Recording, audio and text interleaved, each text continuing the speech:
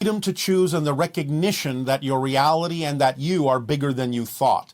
You're coming to the realization that you, quote unquote, occupy more space than just your physical bodies.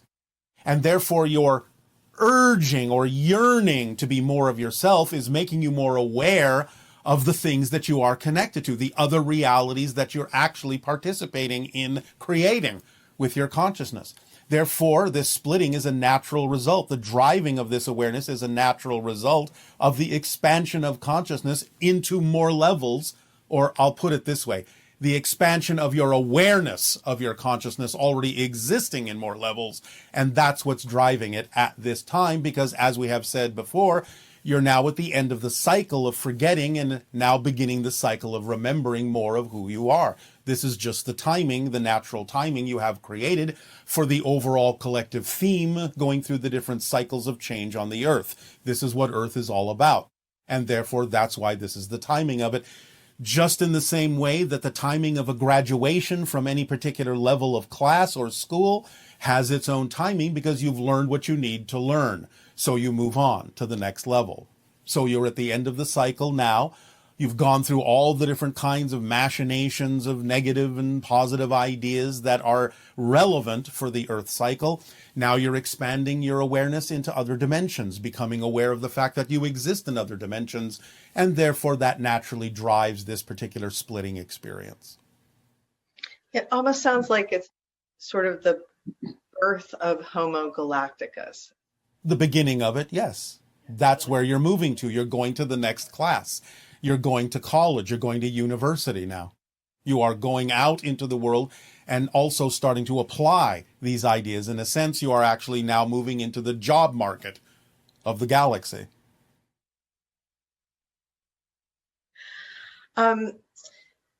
This is a current event question that I think I'll ask. We may or may not be able to address it. We will see. Right.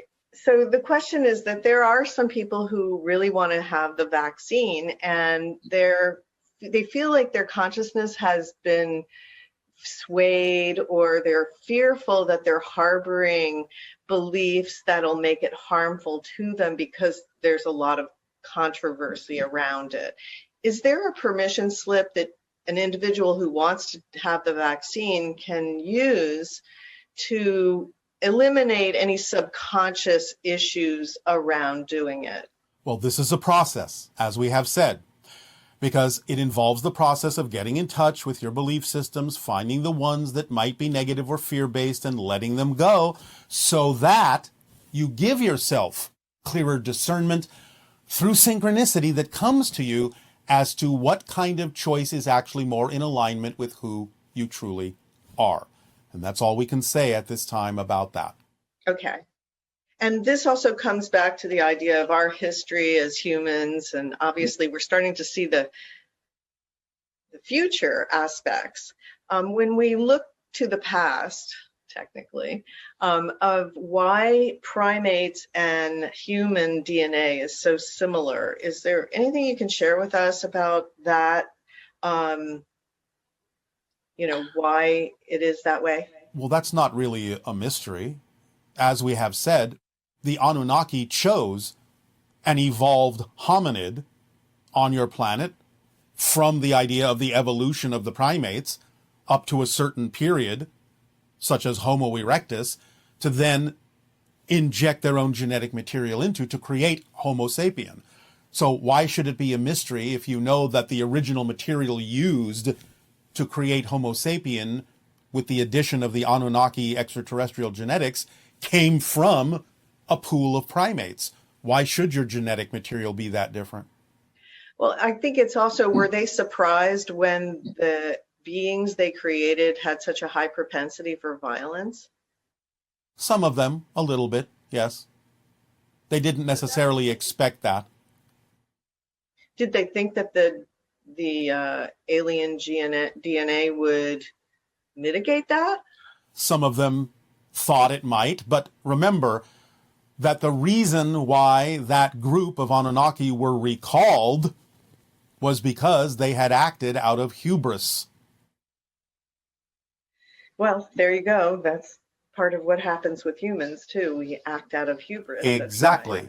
Therefore, it wasn't necessarily too surprising, since they obviously had the potential for that even in their own DNA.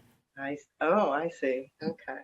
And one question that came up was, why we experience pain in childbirth, since it's a natural process. And it seems like other species don't experience the degree that we do. So yes, but it's not a natural process anymore ever since you were hybridized, because you were given certain features that were not there originally.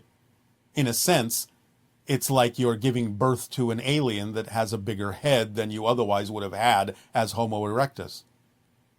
Certain things in your genetic makeup changed, but certain things didn't change that much. And one of the things that didn't change that much was the idea of the birth canal.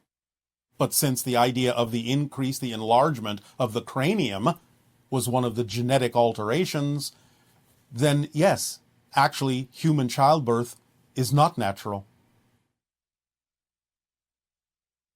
Well, that explains that, because certainly had a lot of humans dying in childbirth, Yes. many centuries. Yes. This is a question about paradox. Yes. Can you name the main, most basic of all large paradoxes, things that cannot exist together by the rules of physical reality, but obviously do, that we as humans need to always be in conscious recognition with in order to experience life holistically? We would answer that the largest paradox is your ability to even perceive that paradoxes exist. Because the idea of your focus in physical reality can be so limiting that you don't necessarily often perceive the concept that something contradictory can also simultaneously exist with what you expect to exist, and yet it does. So you have developed the ability to perceive that two seemingly contradictory things can coexist side by side, which helps drive you back toward the center and the balance point. So in a sense, the biggest paradox is that you can perceive paradox at all. Wow. And I guess on a day-to-day basis, it can be helpful to tune into the idea that there's other levels of you where what appears to be this or that is this and that. Correct.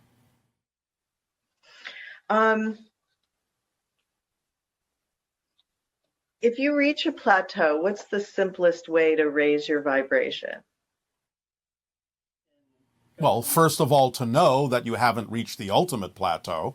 Knowing there is a higher plateau is the first step. But again, you have to allow for pause to happen in the natural order of things. Sometimes synchronicity will say, no, don't go any further right now. Stay here, ruminate, learn from what you have already experienced in climbing to this level. Stay here for a while and rest, absorb. Then, when it is time for you to continue to climb and raise your frequency, continue to follow the formula, and a new plateau will be provided through synchronicity. When it's time for synchronicity to say, it's time to move on, it will show you.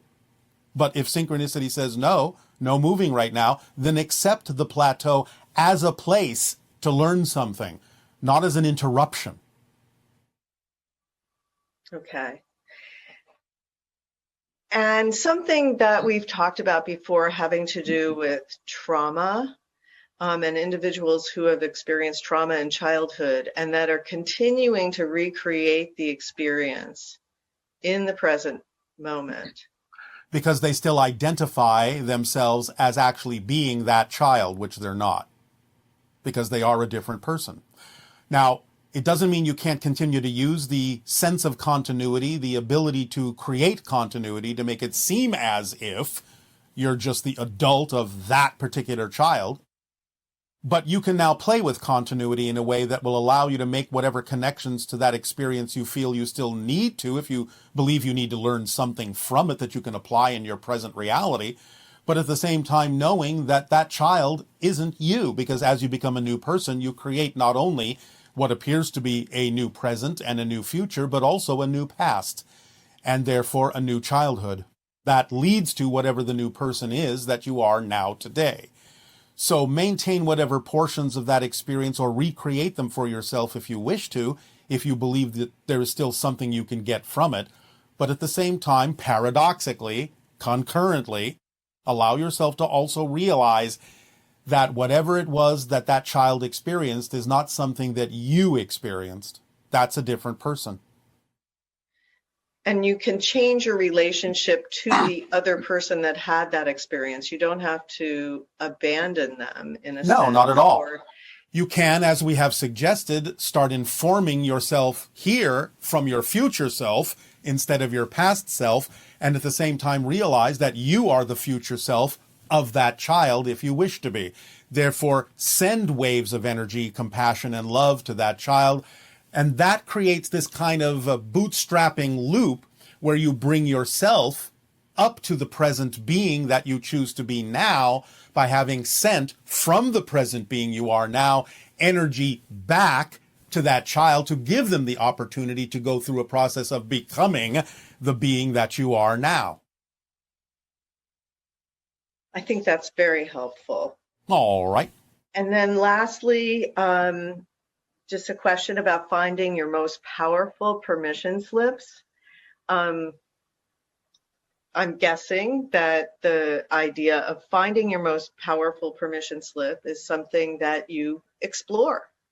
It is, because remember, the reason you're attracted to use something is because it will work for you, or you wouldn't be attracted to it. So if there is curiosity to explore, if there's an attraction to a particular technique, tool, ritual, or process, those are the clues that it will probably work with your present belief system. When your belief system changes, you may find yourself attracted to different permission slips. Again, always remembering you are the ultimate permission slip because you're the one making the change anyway. The permission slip isn't actually doing it for you, but your belief system says that it will help you do it for yourself more easily. So by all means, whatever you're attracted to is what will work. And that's up to the synchronicity in your life and you simply following the vibrational path of passion. It's wonderful. It's all designed to be wonderful for us. It works automatically. It works easily and effortlessly as long as you don't contradict it with belief systems and definitions that are out of alignment with who you prefer to be. So. Thank you so much, Bashar. We really appreciate your sharing and your exciting life that you are opening up for all of us. Again, it is our passion and our pleasure to share these ideas with you, and we thank you with unconditional love and support. And now, allow yourselves to become prepared for the journey that takes place on your meditation. That will increase the probability of contact in the years to come by delivering information on different ET groups over a period of time, 1 or 2 groups at a time in these transmissions, to familiarize you with who is in the neighborhood, who's been interacting with Earth for quite some time, who will continue to interact with Earth in various ways. So again, it increases your sense of the reality of what's going on around you and give you a better, more grounded awareness of the neighborhood in which you live as a planet. So we will begin this particular delivery by talking about a group of extraterrestrial or extra-dimensional beings that have been referred to generally by many people on your planet that have interacted with them as the blue men. Now, these beings, the ones that are interacting with Earth, are fundamentally energy beings. They have the ability to take what appears to be human form, although they will mostly appear as an outline, a silhouette that is a glowing blue form, their features being relatively obscured because their true nature is energy. And in their quote-unquote natural state, you would perceive them as blue floating orbs of light. But you can see them in many cases, when you do encounter them, changing back and forth. between the orbs of light and the humanoid silhouette. They will generally appear to be relatively tall, perhaps 7, perhaps 8 feet in your counting. That's just a representation of the amount of energy coming through. Again, it's not that they actually have or possess this physical stature, but it is the way they are interpreted by your reality. It's the way they present themselves in your reality. Now, they come from a civilization that actually exists on 3 different planets in their area of space.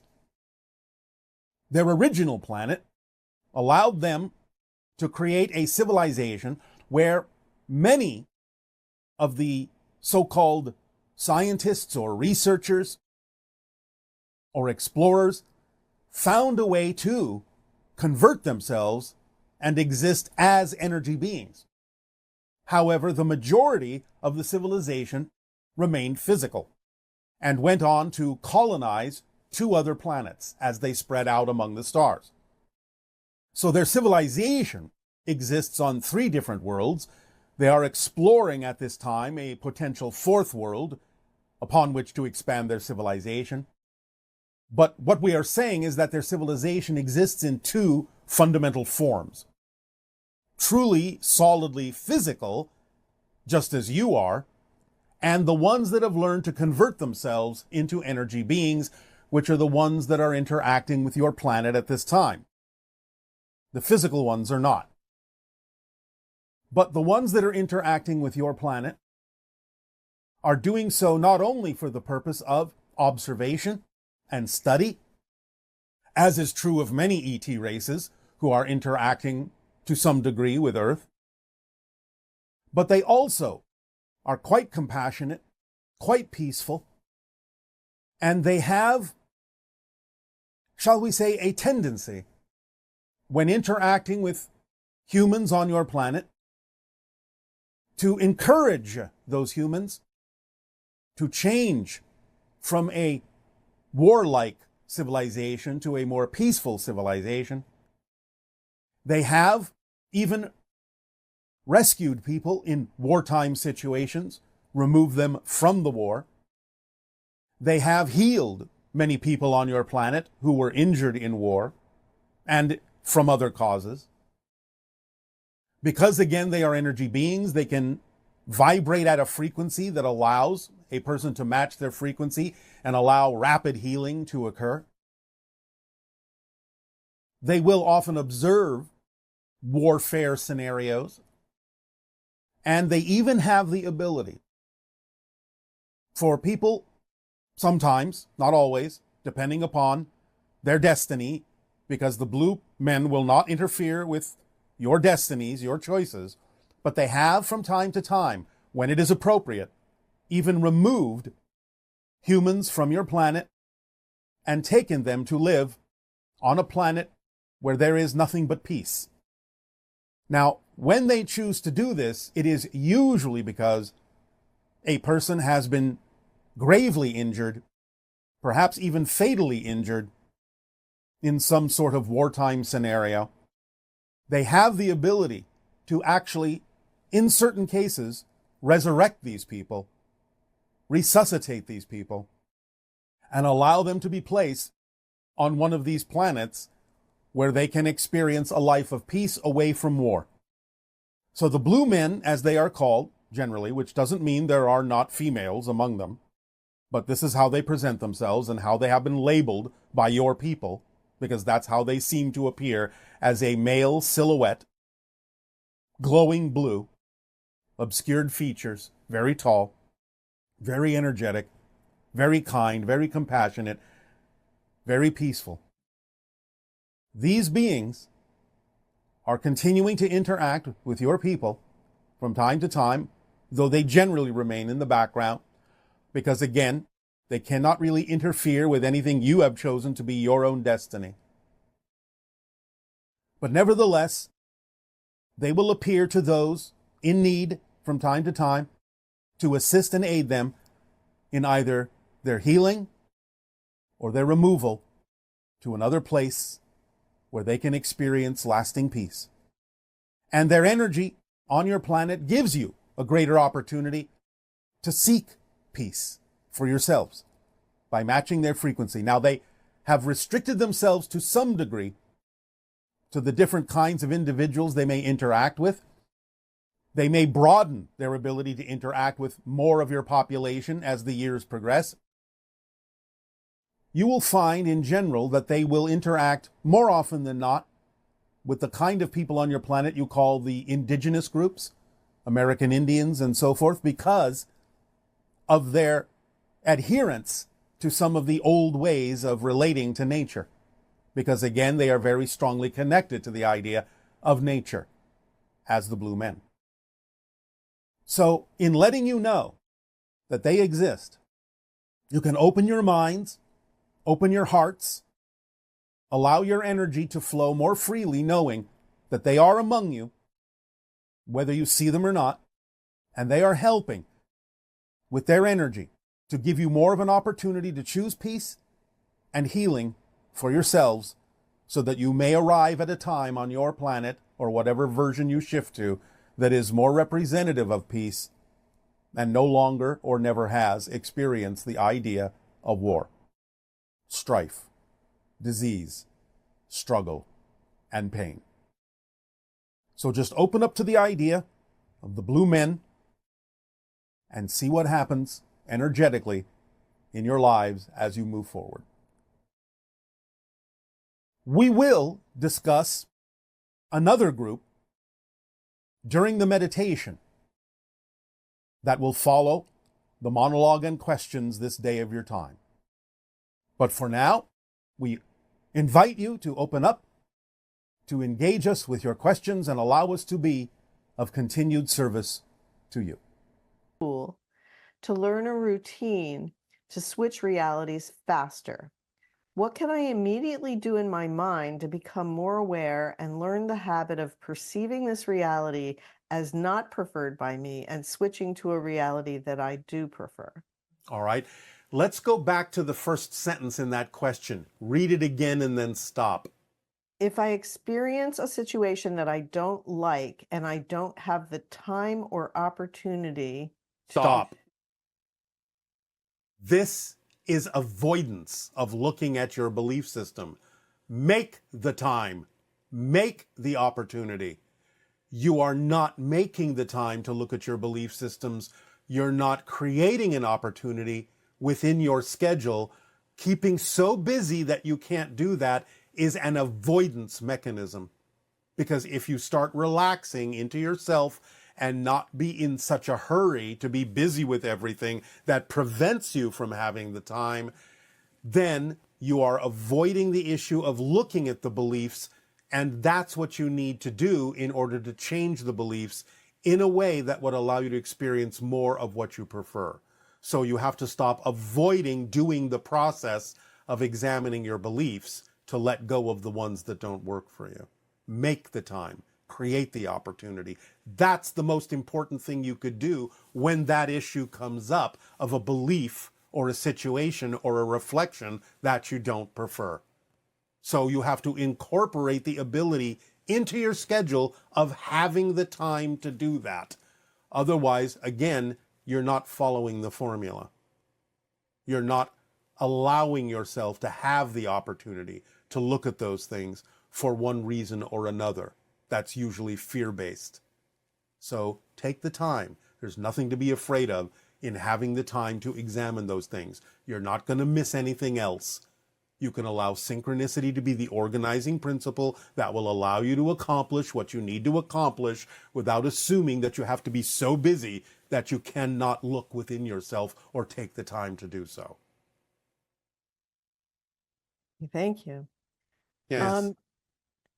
How can we find grounding in a reality we don't believe in?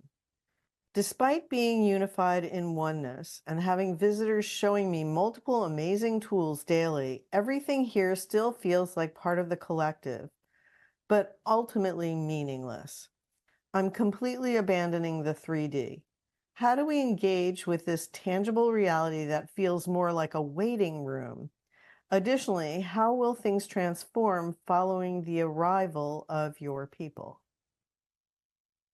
This goes back to what we have said. Get engaged.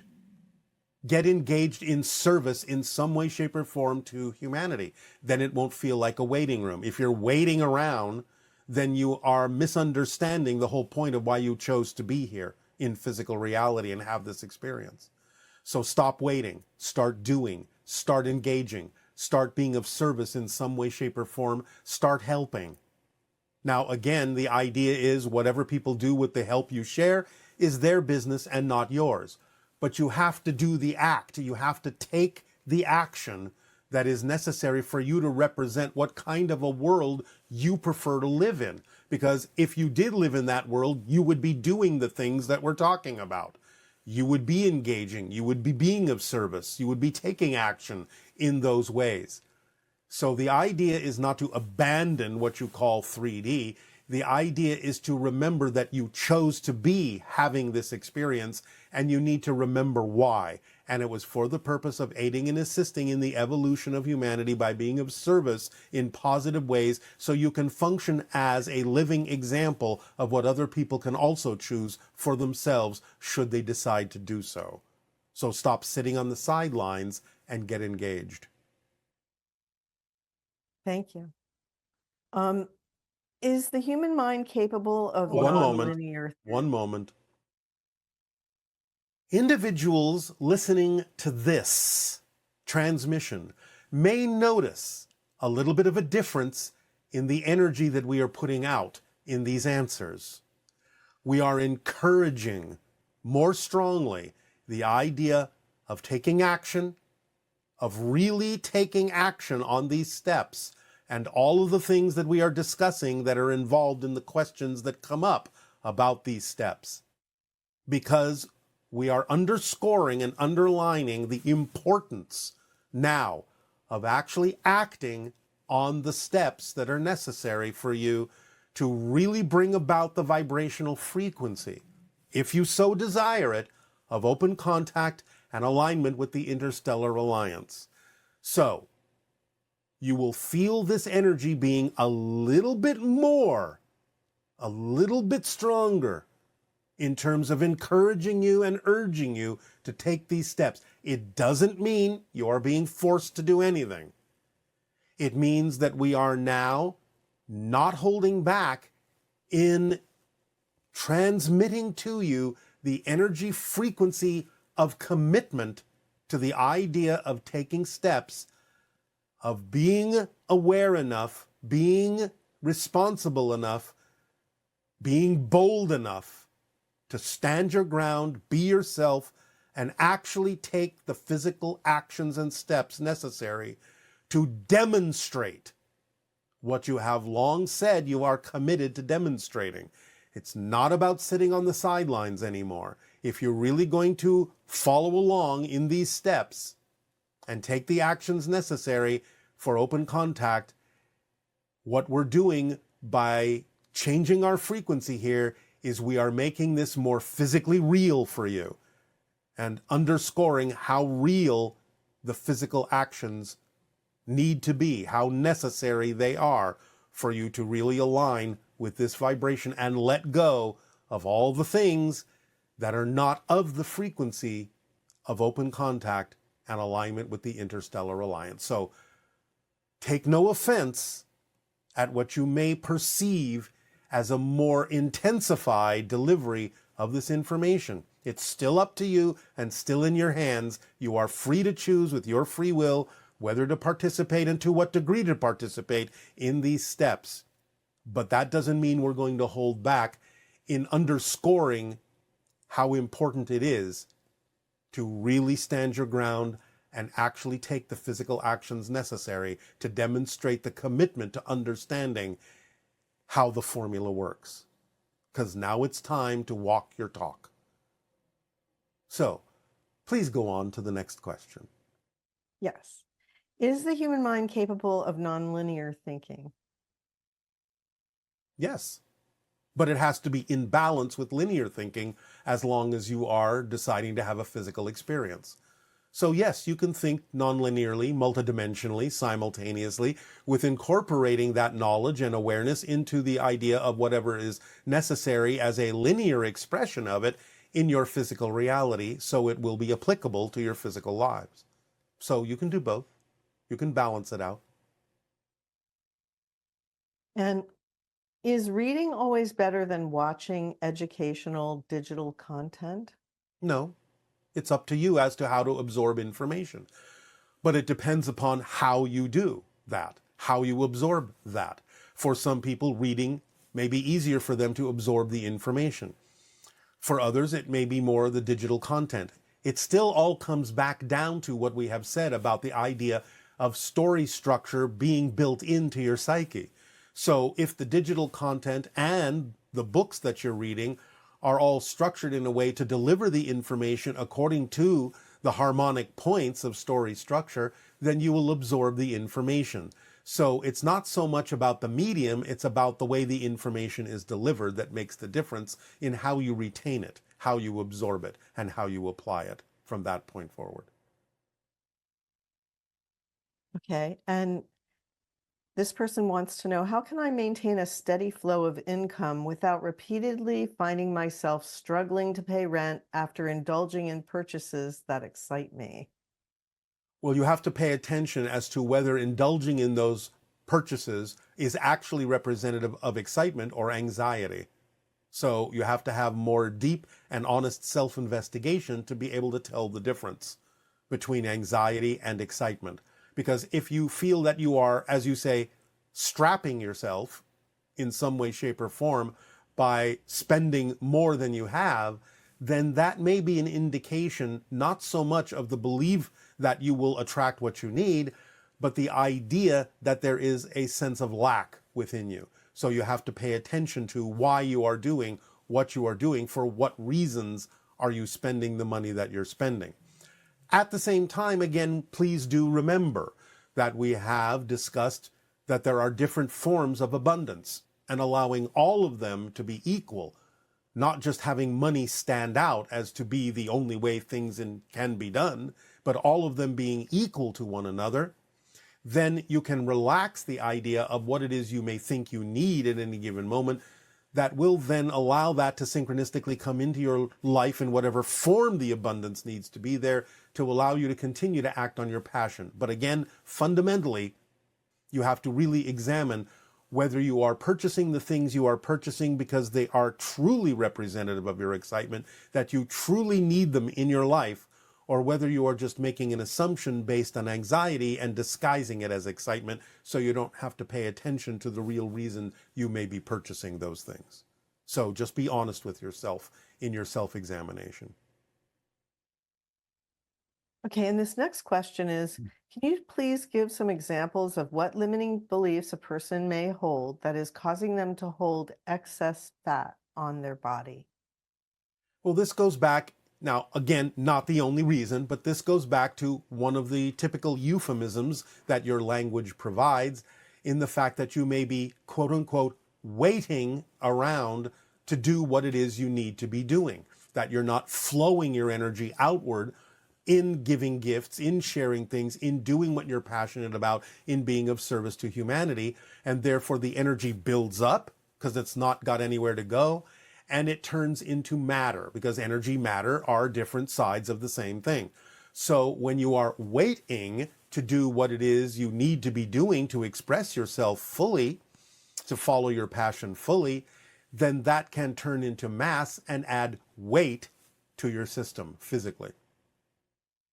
And how might that apply to people as they age? Not that all people gain weight, but seems like a large percentage of the population gains weight as they get older.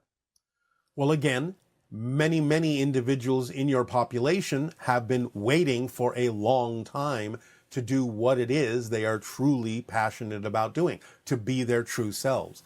And the longer they wait, the more weight they may gain, because the idea of aging starts to imply in their belief system that it now may be too late for them to actually take those actions, and therefore that adds more weighting, and therefore that adds more weight. get what I expected. I didn't get what I was insisting on. I didn't get what I assumed would happen. They may translate that as their life is falling apart. But be careful how you frame these things, because the way you frame them can tell you everything about why you're experiencing it, because you think it should have gone another way. The idea is to allow yourself to recognize that whatever it is that is happening for a reason. And the reason is there's a belief there you need to look at that's creating that experience. So if you're going through something that feels like your life is falling apart, it's probably because you had a definition that is so rigidized that doesn't necessarily manifest in the way you insisted it must, that's going to appear to you as if your life is falling apart, when in fact it may actually be falling open, so that you can see there may be other paths that are better for you than the one you were insisting on. So watch the definitions even when you frame a question that way. That could be in and of itself what's causing the situation to feel negative, just by framing it as if it's true that the life is falling apart. There is another way to look at it. Find it. All right. And along those lines, the idea of feeling lost.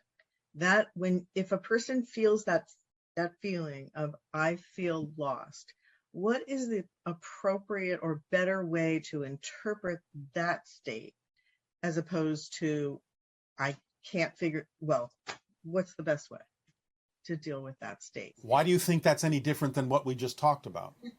Okay, so you're saying that you're interpreting what's happening in a negative way.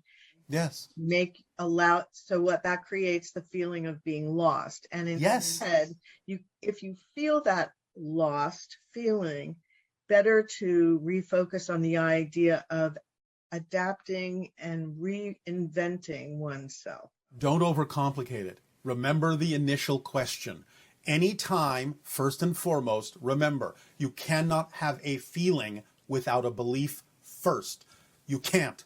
It's not possible.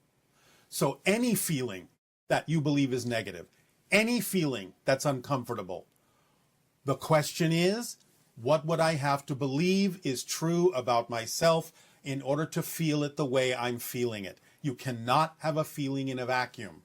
Keep it simple. Remember the principles we have shared, how it works, and ask the appropriate question and be willing to explore and hear the answer. It's that simple. Don't overcomplicate it. Okay, and this is the same question, but this individual is saying how thing after thing happens and they attempt to stay neutral, but basically it still comes down to, regardless how it looks, you cannot allow yourself the luxury of interpreting it in a negative way. You can allow yourself that luxury if you wish to wallow in the negativity. That's fine. It's your choice. I'm not telling you can't do it. I'm telling you don't have to choose that. And I've also instructed you as to the way to not choose it. So yes, it's exactly the same thing that we just talked about. Okay, so I think that answers the question of what this person was saying, which is, what am I doing wrong, Nothing. You're not doing anything wrong, but you are giving in to belief systems that you don't prefer. That's your choice. If you're tired of doing that, use the techniques that we're talking about and make a different choice. One choice over another is not more important, doesn't carry more weight. The universe, all that is, isn't going to judge you for whatever you choose and isn't going to take sides and say, this is good and this is bad. You are either in alignment with all that is or you're out of alignment with all that is, but you're still within all that is no matter what you choose. So you always have the opportunity to come back into alignment with the frequency of unconditional love for yourself by making the choices that are more representative of that. And that doesn't just mean being nice to yourself. It means making the choices to choose definitions that work for you as opposed to the ones that don't. To be true to yourself. That's what we're saying here. We're not talking about just skipping down the boulevard singing happy songs. We're talking about when challenges come up, taking a moment, taking a pause, and actually realizing that you have a choice to make about how you will relate to the circumstance that's manifesting every single moment. Choose what you prefer. Choose the definitions that work. Stop choosing the definitions that don't. You are completely free to do that. Use your freedom. Use your free will. Okay, thank you. Yes. So we have some ET questions here now. Oh, all right.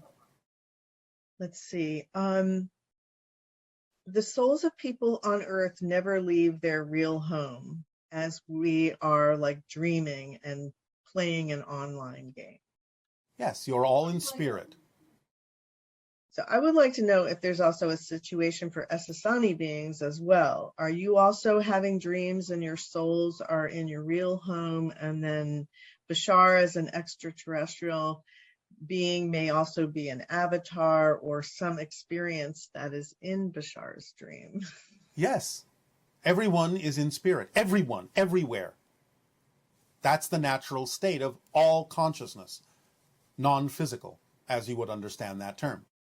So every physical reality of any kind, any projection of any kind, in a sense, is the spirit having a dream to have a certain experience. Yes. We're all the same in that context. Okay. And are you in contact with beings who identify themselves as Ra, or the raw material, a series of channeled books that claim to be an extraterrestrial social memory complex? Yes, we understand. We know what that is. So you're aware of their Yes. or whatever. Yes. Is this extraterrestrial in nature? Well, more extra-dimensional, but it can have an extraterrestrial expression. Okay. And one person is saying that they have certain spiritual visions and dreams and all these things that are very exciting to experience. Yes. But then they find that they're quite different than what the physical reality is that they're living. And they just wanted to understand how to not feel that disappointment, in a sense, that the grand visions and the exciting things they're experiencing on. All right. Well, again, we have to some degree discussed the idea of dropping your insistences and assumptions about how you think things are supposed to happen, and allow yourself to relate to things in a more positive way through the definitional relationships that you create with whatever it is that's happening in the way that it's happening. It's happening that way for a reason, and the reason may simply be that this is the way it really needs to happen to serve you best. Or the reason may be that it brings your attention to something about the definitions you're using to create a less than pleasant experience for yourself, a disappointing experience for yourself. You are disappointing yourself from the present by buying into definitions that don't work for you. So reappoint yourself into the present by choosing definitions for what's happening that work for you, instead of assuming that the way it's happening can only have a negative definition that doesn't work. There is always another way to look at something that can actually serve you better. Okay, and this question is, how do UFOs keep their occupants safe from the extreme G-forces in Earth's gravity field when the ships make dynamic maneuvers? Because there is a field around the ship that allows the ship to move space-time with it. Therefore, there's no motion relative to space-time within the ship, because space-time is moving in a bubble around the ship. The ship is moving in a space-time bubble. So it's as if, relative to space-time, it's not moving. So there are no G-forces. I don't know if this is the same thing, but in the movie Contact, when Jodie Foster was being dropped through a certain energy field. Not the same thing. No. That was the utilization of a concept you call a wormhole. I see. Okay, and the souls of people on... Wait, no, I got that one already. Hi, if I hear Bashar's voice before he speaks through the channeler, does that also mean I'm a channeler? In a manner of speaking. Now, it doesn't mean you will channel me, But it does mean you may be sensitive to the vibrations of beings on different levels, different parallel realities, different dimensions, so on and so forth. And you may be tapping into and giving yourself a slightly ahead of time preview of what's coming in. So yes, you may have the sensitivity to pick up on information coming from other dimensional realms and allow yourself to concretize it or manifest it within your brain, maybe a split second before or simultaneously with it coming through another person who may be channeling. So yes, you may have that sensitivity. Now, you can perhaps use that to channel some other being or portions of your higher self, or you may use it in other ways. But as we have often said, by acting on your passion, you're pulling yourself into the channeling state anyway. So it's just a matter of what it is you wish to do with that channeling state while you're in it. But by being more used to the idea, by practicing the idea of being in a channeling state, by acting on your passion, following your excitement, being true to yourself, being in alignment with all that is, yes, your consciousness may expand to the point where you can pick up on communications coming from many different sources. So that's not that unusual. And for people who are named after a particular month, such names like April, May, or June, Yes. or people with associated names like Juno or Junior, do they have unique karmic ties to that month? Again, they may have thematic ties, but it's not about karma. Right. And what about people who have names like Dove or Robin or Tiger? Everything is a permission slip. Everything may be representative of the theme that they chose to come in with, which may be why a name was crystallized along those lines. It doesn't have to be that way, but it can be that way. Sometimes a soul will deliberately choose a name that reminds the soul of the theme. That makes sense. To what extent do the channel's beliefs and opinions influence the information that comes through him from Bashar? At this point, 39 years in the practicing of the channeling of us, relatively little. There may be some things we take into account that have to do with the channel's recognition or cognition or understanding of things in your physical reality that can add a little bit of a difference or a color to it that would be a little bit different than the way we might express it in our own reality. But there is relatively little influence over the general concepts that we share with you. Okay. Because the channel doesn't care. It's not the channel's life that we're talking about. What do you do when you're not connecting with Darryl? Do you live a regular life compared to the one that we're living here on Earth? In some senses.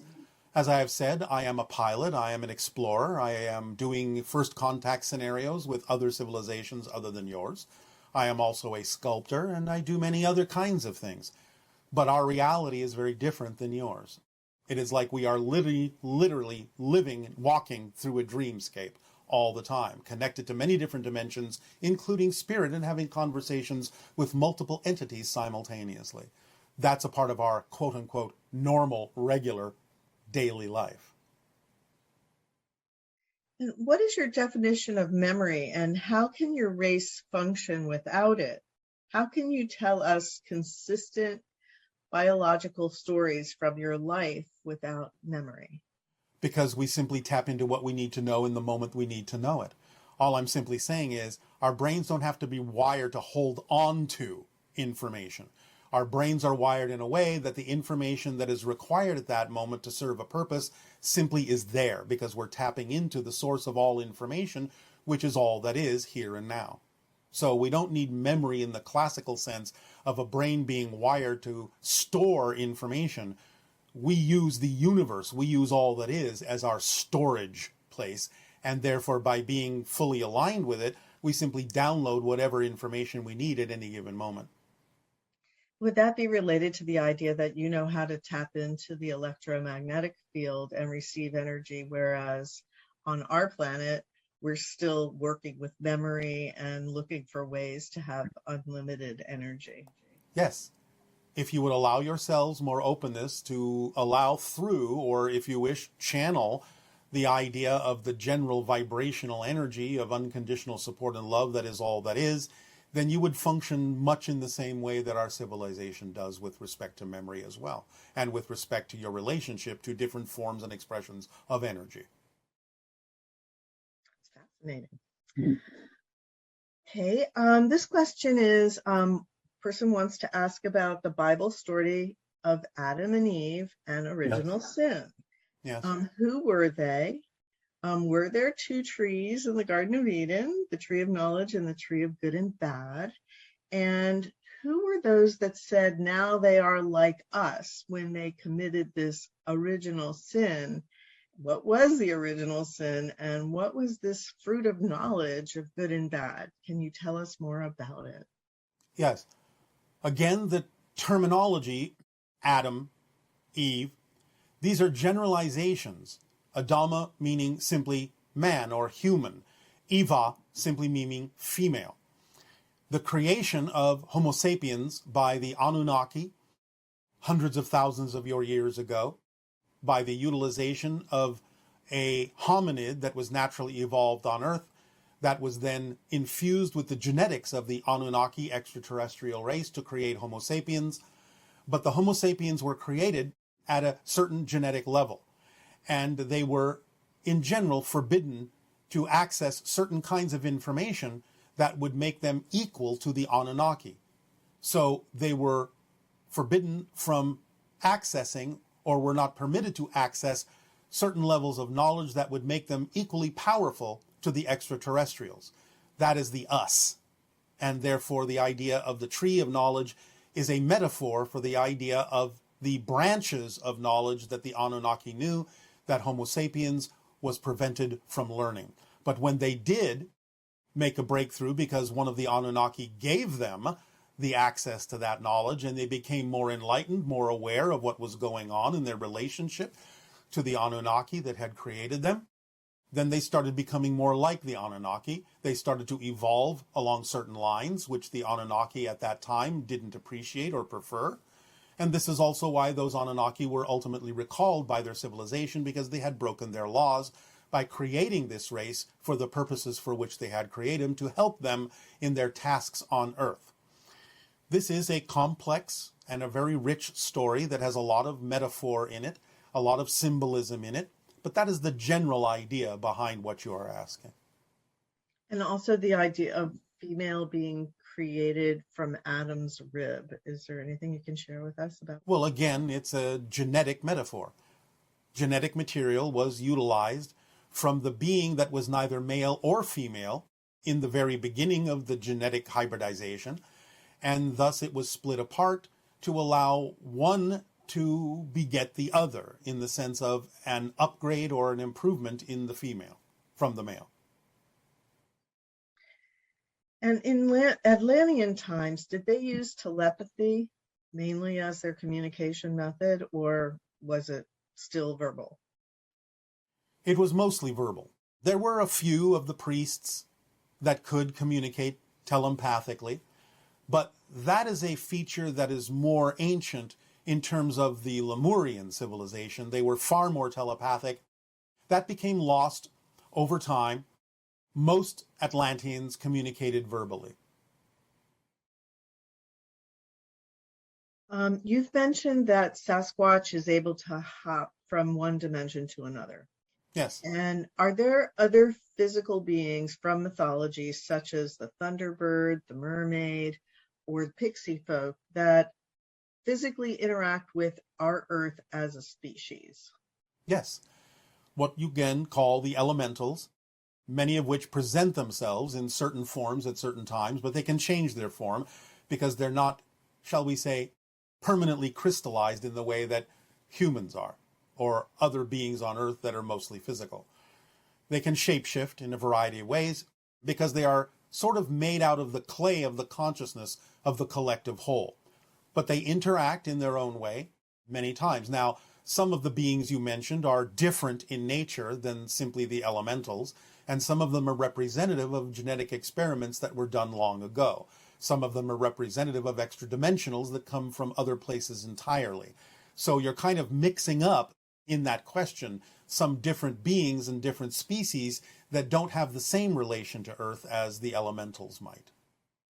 So the idea of like a dragon, were dragons real or are they mythological?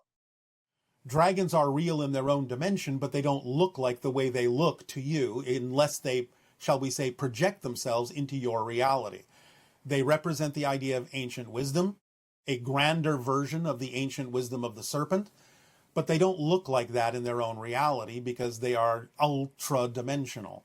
Therefore, they can only take on certain forms in your reality when people perceive them or have the ability to perceive them that look a certain way that represents the level of power they're exhibiting and the relationship they have archetypally to the collective consciousness of your planet.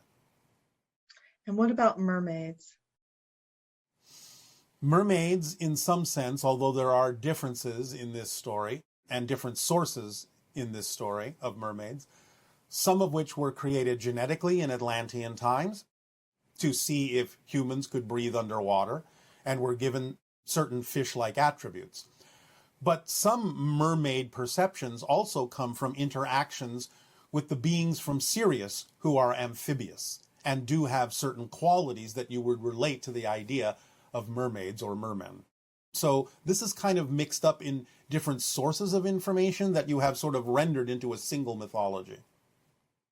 So when we find ourselves attracted to certain mythologies like mermaids or Sasquatch also, although it's not a mythology, I guess the idea is simply just to continue to explore that particular being because there's information in it for the person that's involved. Yes, you may be using the connection as a permission slip based on the theme that you're choosing to explore that can help guide you, yes. And what is your definition of nature?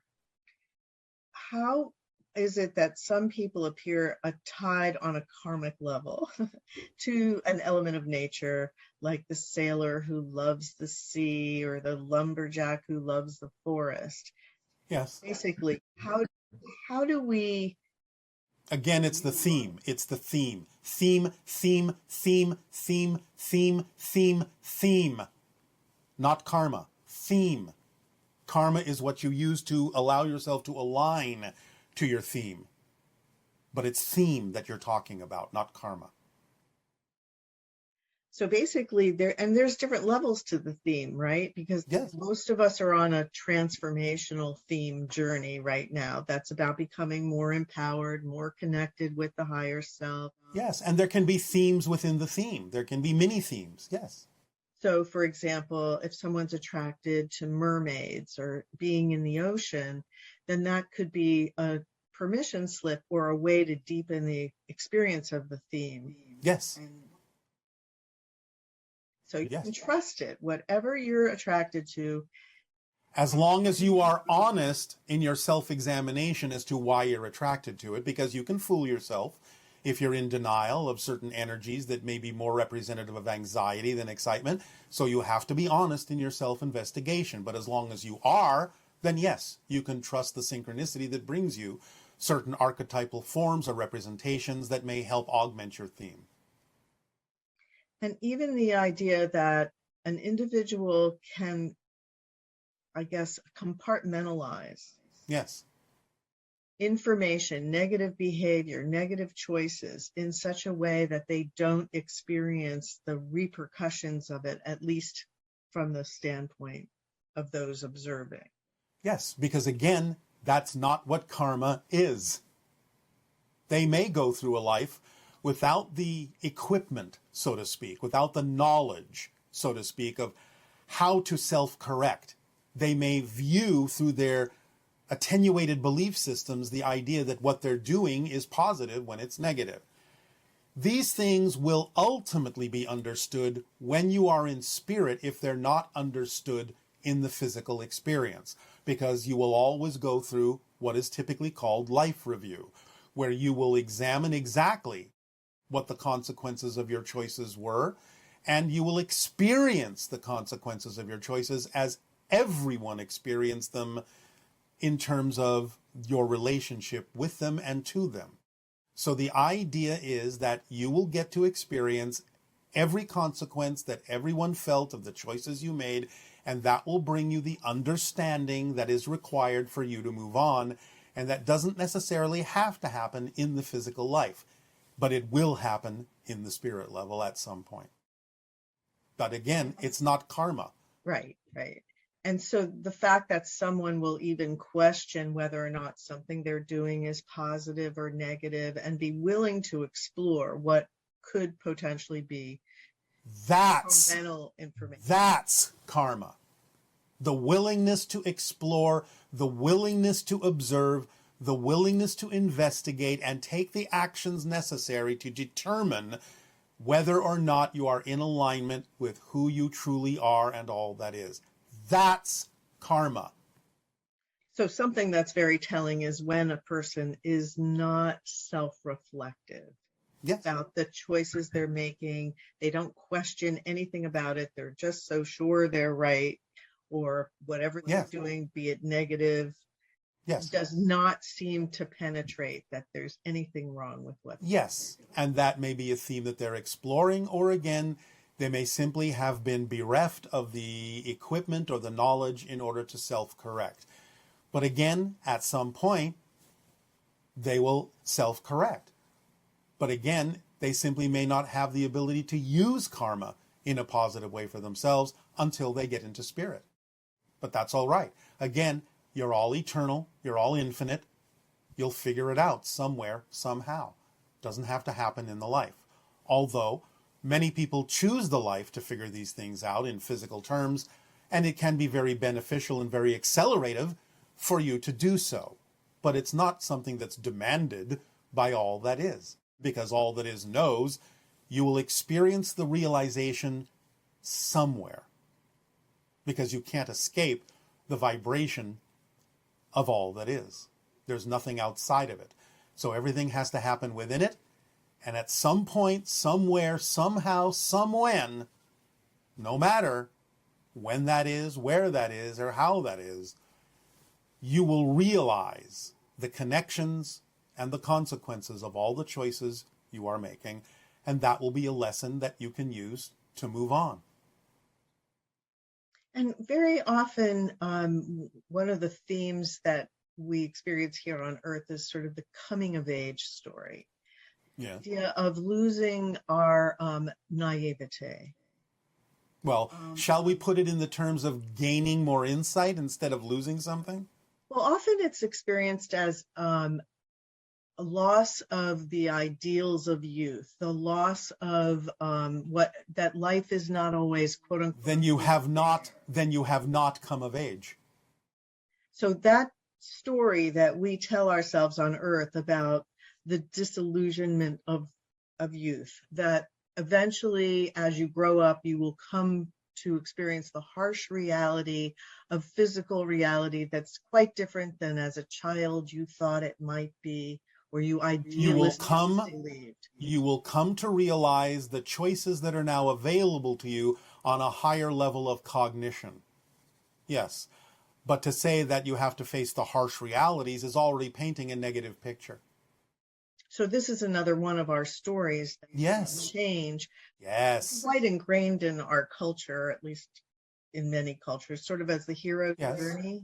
Yes, we understand that, but the hero's journey doesn't talk about harsh realities. It simply talks about facing challenges. And as we have often said, challenges don't have to be negative. So don't misinterpret the hero's journey. That's not what it means in its neutral form. Okay.